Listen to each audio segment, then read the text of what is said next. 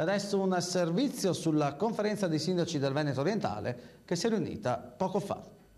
Che cosa avete deciso in questa riunione a cui hanno partecipato anche i nuovi sindaci del Veneto Orientale? Abbiamo visto il sindaco di Annone Veneto, poi il riconfermato Marco Geromin, Luigino Moro che l'ha preceduta sullo scranno di presidente. Di cosa avete parlato? In particolare la conferenza si è concentrata sulla proposta da fare al tavolo di concertazione per le intese programmatiche di area. Sono stati opzionati alcuni progetti tra i tanti che i comuni hanno prodotto alla struttura della conferenza e al GAL, progetti che sono molti e che richiamano un po' tutti i vari desiderata che i comuni hanno per la realizzazione e lo sviluppo dei loro territori.